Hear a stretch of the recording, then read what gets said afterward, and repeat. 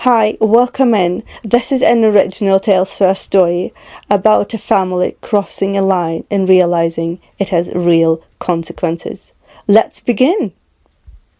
At Christmas, my dad barked at me and my 7-year-old, "You're both grounded!" Then he told us to eat alone in an empty room. "You need to learn your place," my mom added. "Thanks, we've already eaten," I said. 2 hours later, I made one phone call and my parents were frantic. My parents' dining room in Pittsburgh looked like a magazine spread. Candles, the good china, a ham that my mom guarded like a trophy. Rosie sat beside me with her feet swinging under the chair, hair still damp from the snow. Everyone was talking over everyone, like always, and then Rosie leaned forward and asked, clear as a bell, "When do I get the thing Great-Grandma said she left so we'd always be safe?" The fork in my dad's hand stopped midair. My sister Camilla's smile froze. My mom's laugh came out one note too high. My dad blinked hard, like Rosie had insulted him, and he snapped, "That's a rude question." Rosie's eyes widened. Camilla jumped in fast, too fast, and turned to her daughter with a bright voice. "Ava, honey, tell Grandpa about your award." Ava lifted her little plaque like a crown, and the whole table shifted to clapping like Rosie had never spoken. Someone chuckled. At Rosie, not with her. Rosie's face went hot, and her shoulders pulled inward. I watched the room decide she was the problem, all in one breath. The silence wasn't empty. It was strategic. Rosie did what she'd been trained to do. She opened her mouth and said, "I'm sorry." And my dad leaned back like he'd won something. I put my hand over hers on the table. "Rosie, stop," I said gently, not loud. Just firm. "You don't apologize for asking a question." My mom's eyes narrowed like I'd taken something away from her. "Emma," she warned, in that tone that meant she expected me to fall in line. My dad tilted his head. "In this house," he said, "kids show respect." Rosie looked between us, confused, and tried again, softer. "I didn't mean—" "I know," I told her, and I kept my palm on her knuckles so she could feel I was still there. My dad's chair scraped as he shifted forward. Camilla's mouth curled at the corner, the tiniest little smirk, like this was entertainment. My dad pointed his fork at Rosie like it was a teacher's ruler. "You embarrassed the family," he said. "You will apologize to everyone at this table." Rosie's throat bobbed. I took a slow breath and said, "No." She asked a question. My dad's face went blank in a way that meant trouble. Then he stood up. My dad planted both hands on the back of his chair and looked down at Rosie like she was a stranger. "Stand up," he told her. "Apologize. Now." I didn't raise my voice. I didn't need to. "Dad, you don't discipline my child for speaking," I said. "That's not your lane." My mom let out a sharp little laugh. "Your lane," she repeated, like it was cute. "Emma, you're a guest in this house." "And Rosie is my daughter," I said, keeping my tone even. My dad's jaw worked.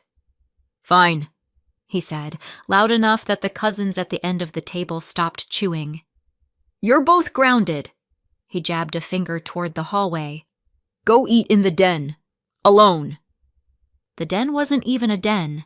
It was an empty room with a card table, like punishment had a floor plan. My mom added, almost calmly, "You need to learn your place in this family." Rosie's hand tightened around mine.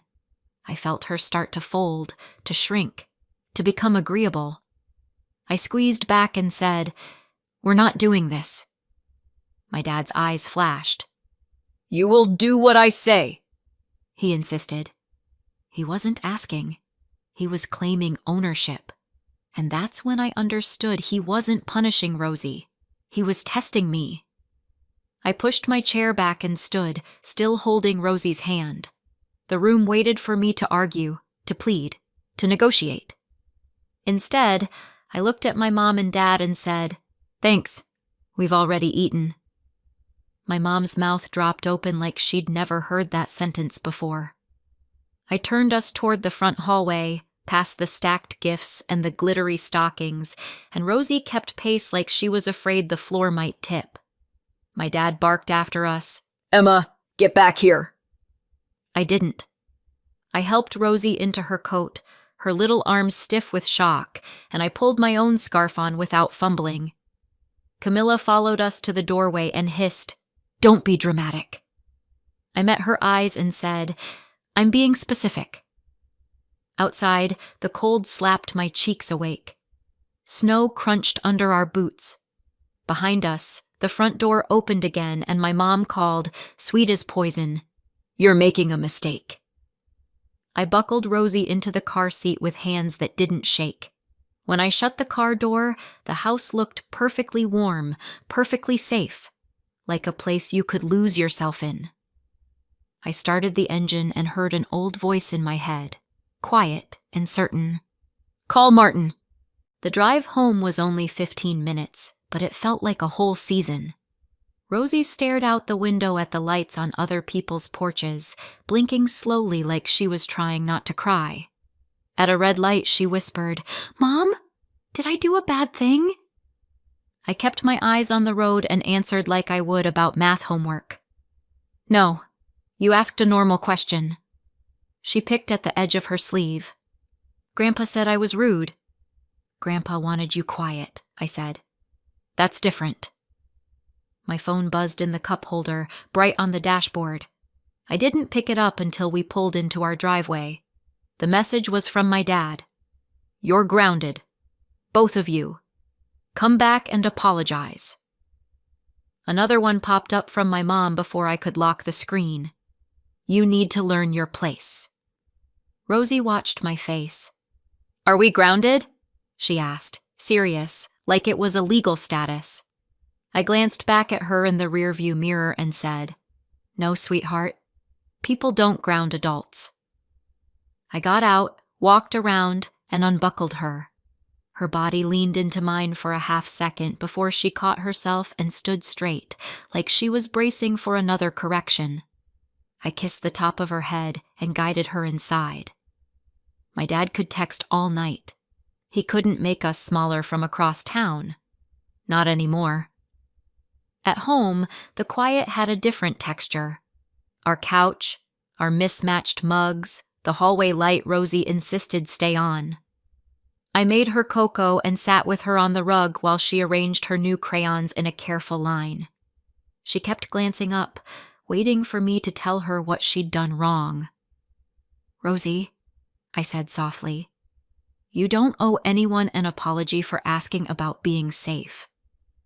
She swallowed. "But I always say sorry," she admitted. That landed like a pebble in my shoe, small but sharp. I brushed her hair back and said, "We're going to practice not doing that." She nodded like it was homework. At bedtime, she hugged her stuffed rabbit so tight the seams stretched. "I'm sorry," she whispered again, half asleep. I rested my forehead against hers for 1 second and said, "Not tonight." When she finally drifted off, I stayed in the doorway and watched her breathing settle, slow and steady. Then I walked into my kitchen and stared at the clock like it had answers. This exact scene, my child punished for a question, was the one great-grandma had described without ever raising her voice. I hadn't understood why then. I did now. This wasn't about manners. It was about control. I didn't open social media. I opened the family group chat because that was where my mother liked to perform reality. There were already photos from dinner, Ava in her sparkly dress holding a slice of pie, my dad's arm around her shoulders, my mom captioning it, "Our sweet girl, so proud." Camilla had replied with a string of heart emojis. Someone else joked, "Ava's the only one with manners." Rosie wasn't in any photo after she asked her question. I scrolled back and saw it like a pattern in fabric.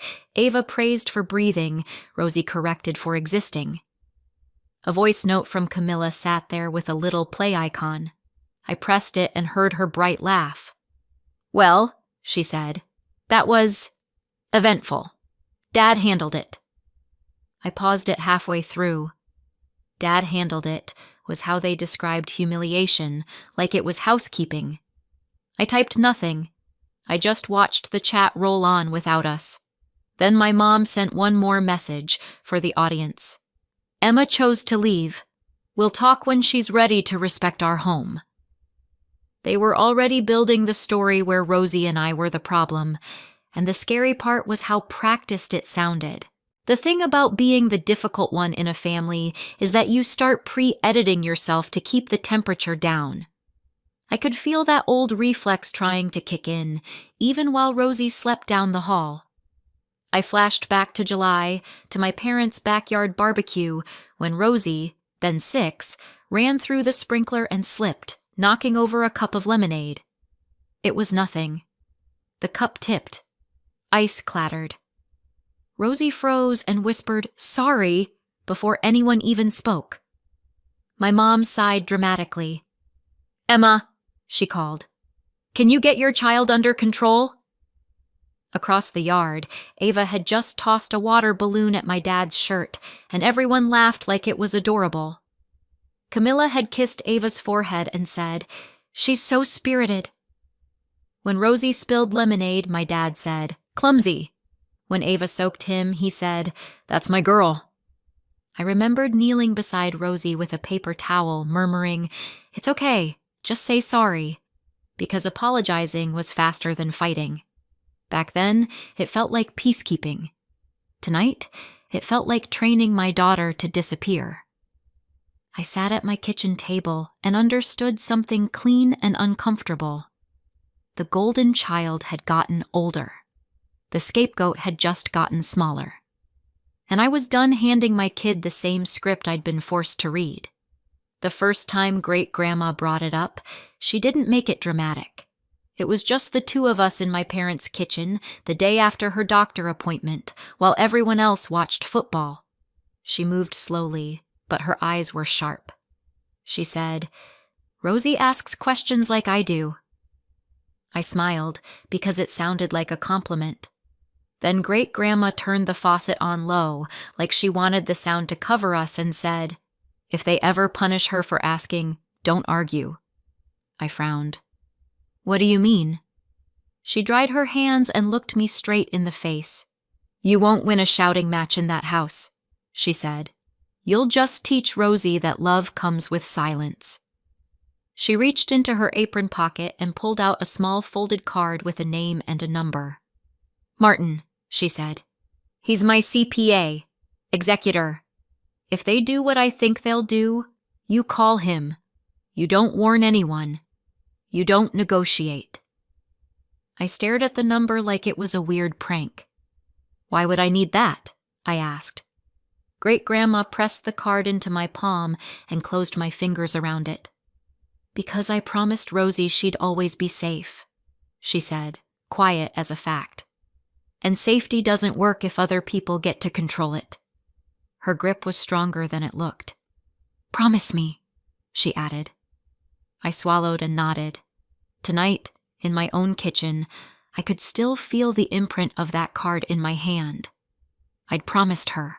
After Rosie asked her question at dinner, my dad didn't just hear a child being curious, he heard a lock rattling. I sat at the kitchen table with the house dark around me and replayed Rosie's exact words. The thing Great-Grandma left so we'd always be safe. Rosie didn't even say money. She didn't say inheritance. She said safe. Because that was how Great-Grandma explained it to her. Like a concept, not a prize. I remembered Great-Grandma leaning down at Rosie's level months earlier saying, "I'm leaving you a safety net, Peanut, so you never have to stay somewhere you don't feel good." Rosie had nodded solemnly like she understood more than any adult in my family wanted her to. That's what made the dinner reaction so violent, because Rosie's question wasn't random. It was a reminder. It was a little hand reaching towards something my parents thought they owned. I pulled my phone back out and scrolled through my dad's messages again.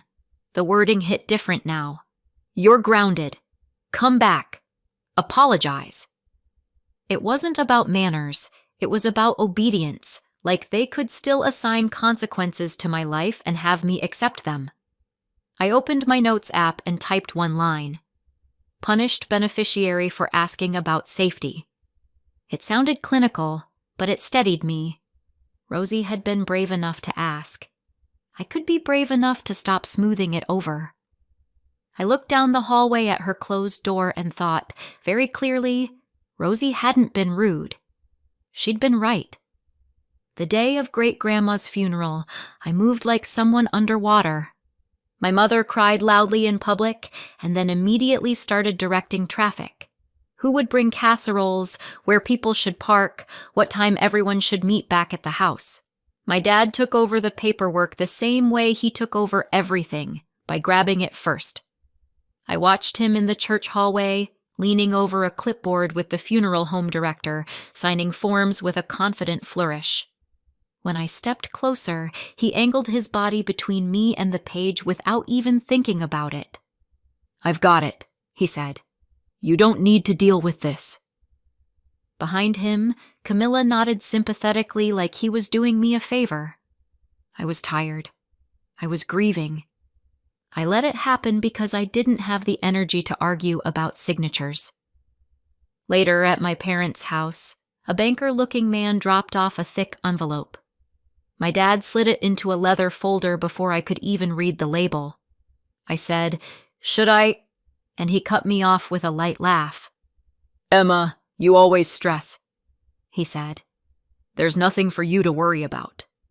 Then he tucked the folder under his arm and walked it straight to his home office, shut the door, and clicked the lock.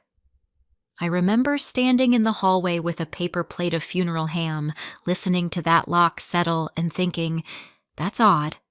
Tonight, after what he did to Rosie, I finally had the word for it. It wasn't odd. It was deliberate. He walked away with everything. I tried once to be included the right way. A few weeks after the funeral, I asked if I could see whatever great-grandma had left, just to understand it. I brought it up carefully while my mom was pouring coffee and my dad was sorting mail, like it was no big deal. "Dad," I said, "can I get copies of the estate documents? Just for my records." My dad didn't even look up. "No," he said, like I'd asked for his PIN. My mom's lips tightened. "Why would you need that?" she asked. Camilla, seated at the counter like she still lived there, gave me a patient smile. "Emma," she said, "Dad's handling it. That's literally what he does." "I'm her granddaughter," I said, "and Rosie's her great-granddaughter." That made my dad finally look up. His eyes were flat. "I told you there's nothing for you to worry about," he said. "Stop digging." My mom added, almost kindly, "Learn your place, Emma. You'll be happier."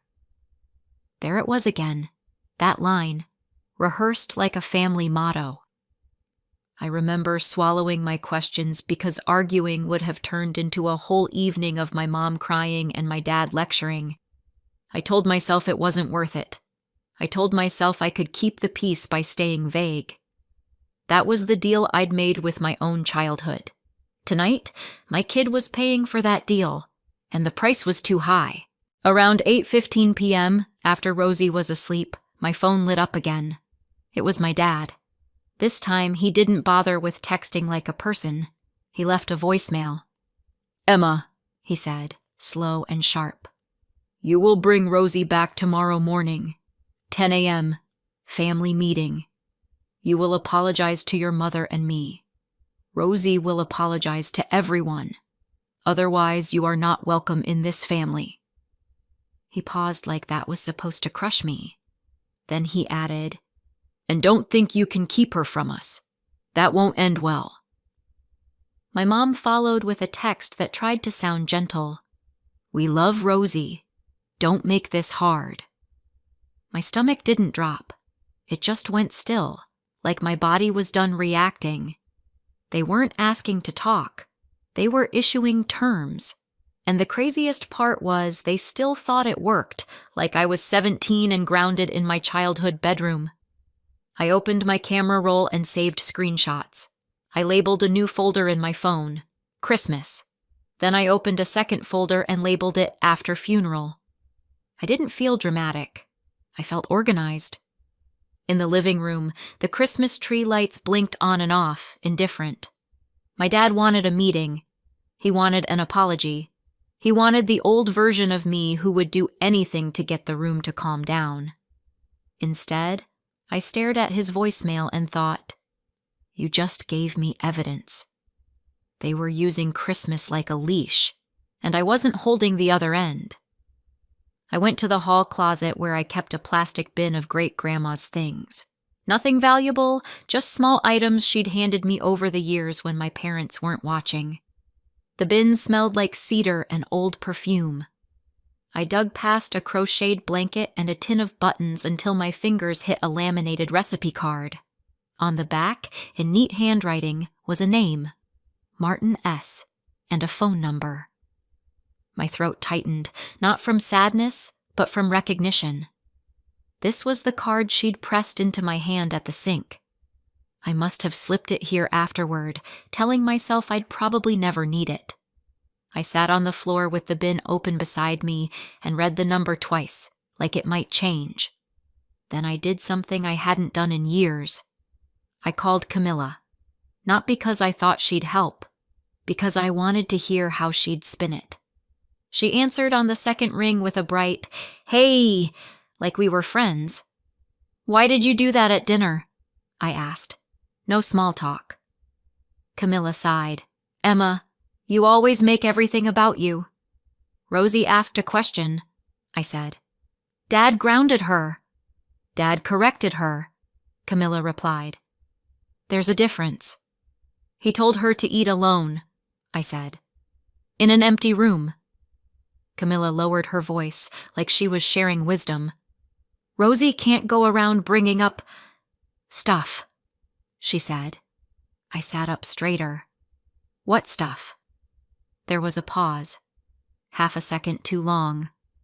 Then Camilla said, "You know, what Grandma set up. Dad's handling it. Don't start problems." That little slip was all I needed. This wasn't just about discipline. This was about keeping me away from whatever set up meant. I ended the call politely.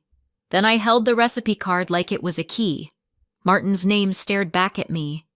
And for the first time all night, my next step felt simple. I didn't do anything loud. I didn't send a long message.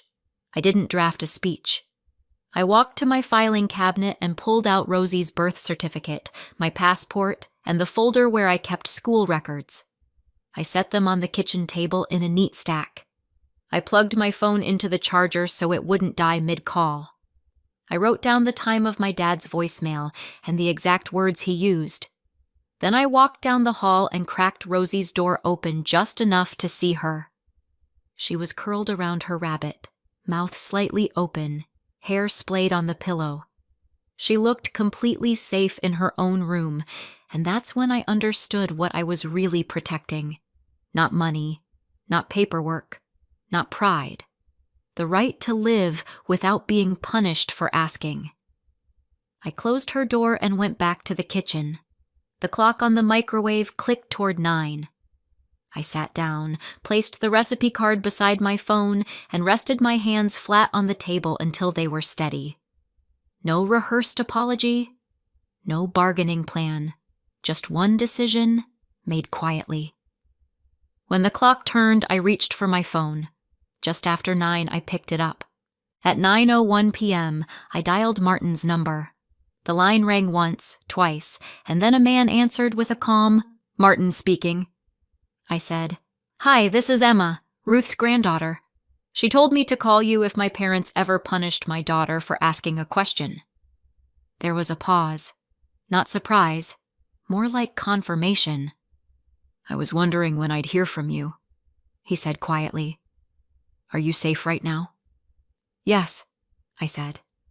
"My daughter is asleep. We left." "Good," he replied. I can't go into details over the phone, but I can confirm I'm the executor and I'm involved with the arrangements Ruth made for your child. My throat tightened. My parents, they're acting like they control everything, I said. Martin's voice stayed level. Here's what you do, he said, like he'd said it before. You don't sign anything. You don't attend any family meetings. You don't respond to threats. You document what they said tonight. Okay, I said, and I meant it. I need to see you in person, he continued. First business day. Bring your ID and Rosie's birth certificate. I glanced at the stack on my table. I have it, I said. Good, he said.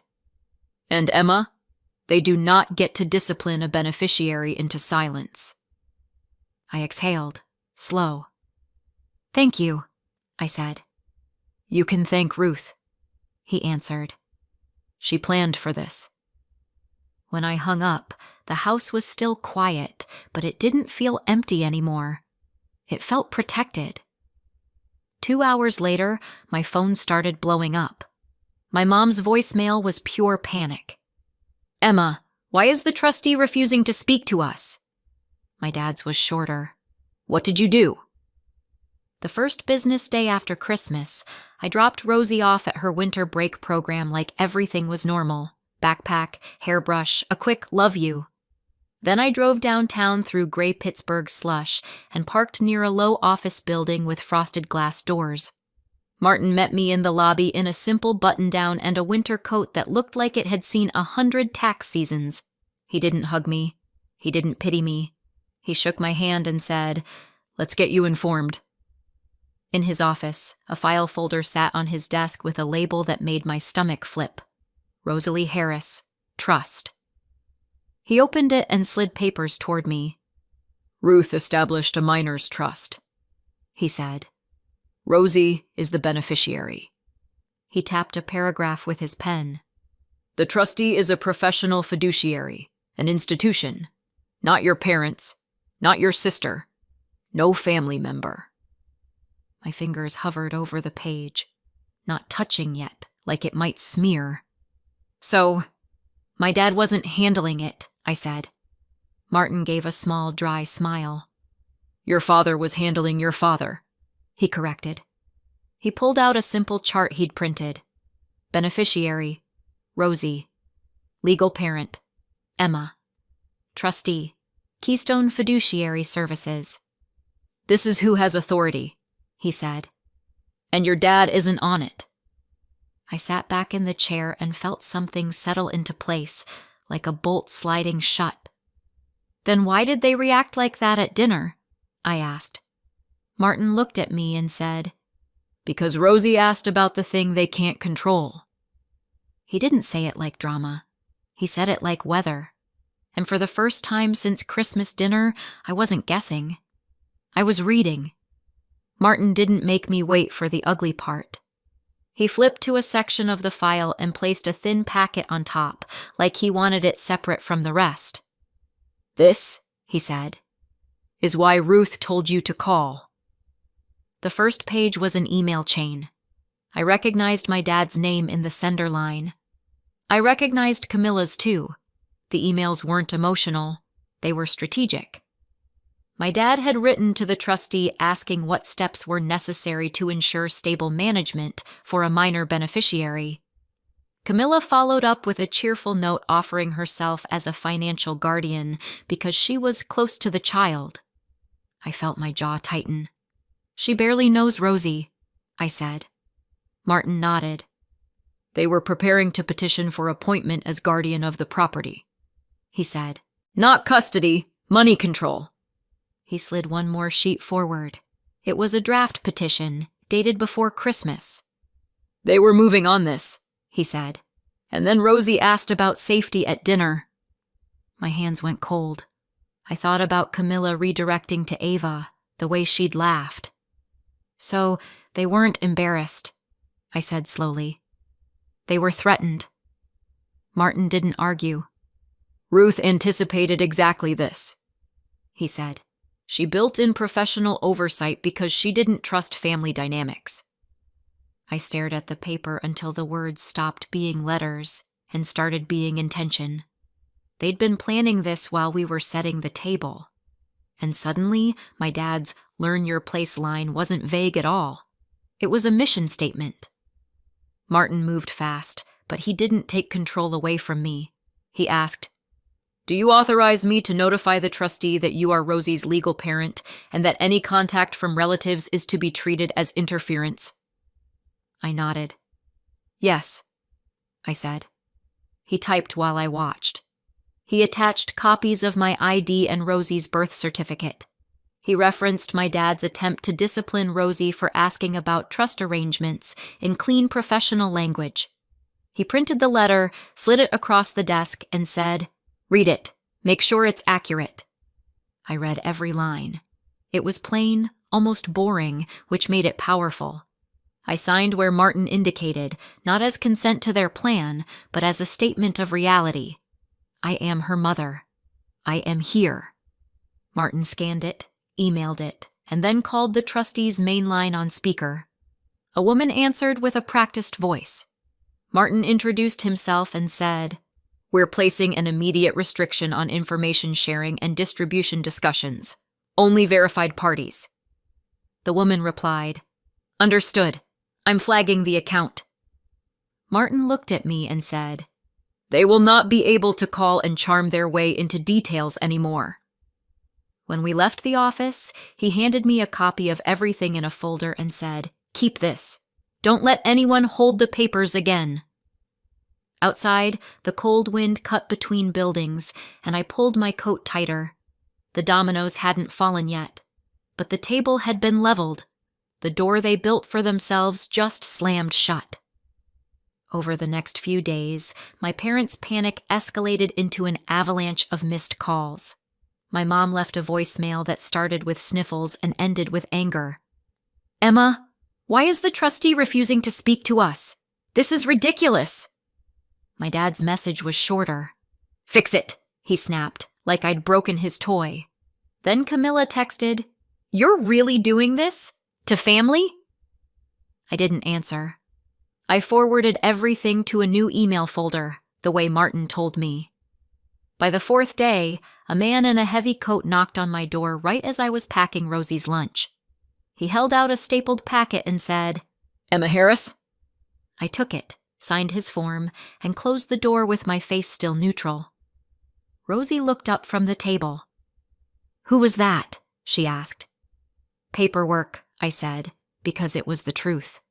In the packet, my sister's name was on the first page, bolded like a title. Petition for emergency appointment. The words unstable, erratic, and unfit showed up like they'd been copied from a script. They wanted the court to appoint Camilla for stability, and they mentioned trust distributions like it was an obvious next step. My hands didn't shake. My heartbeat didn't spike. I just sat down, read every page, and started a list of responses.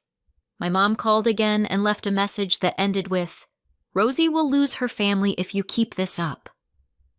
I stared at that sentence and felt something harden into clarity.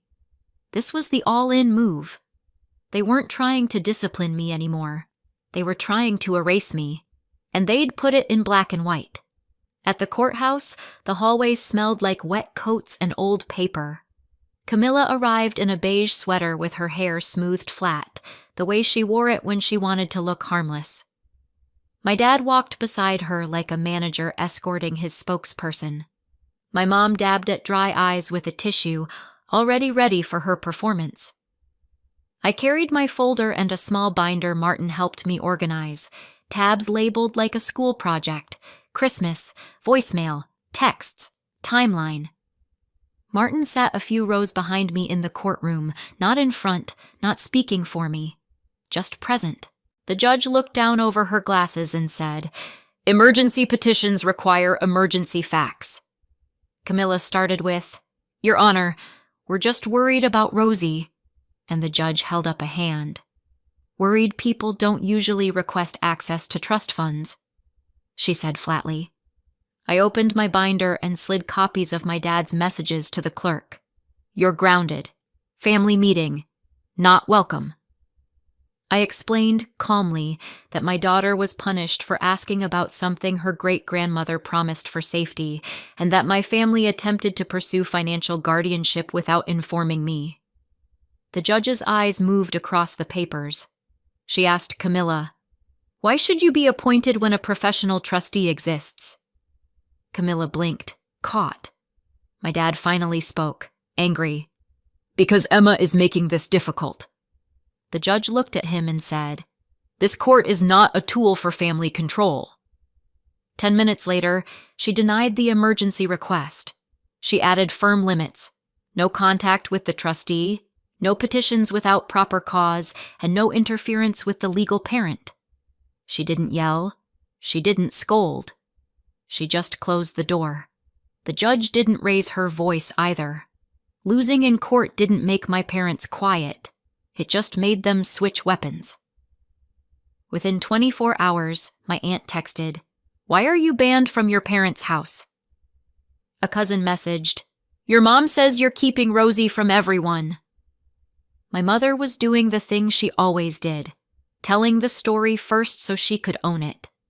In the family group chat, she posted, "Emma has chosen to separate herself. Our door is closed until she gets help." My dad added, "Rosie will always have a place here. Emma won't." That one made my stomach finally move. Just a small twist of anger. Rosie was not a place. She was a person. I didn't argue in the chat. I made one quiet move. I forwarded a single PDF Martin had emailed me that morning. The deed and trust summary for the house my parents lived in, stamped and dated. The cover page was simple. Property held in trust for the benefit of Rosalie Harris. I wrote one line above it.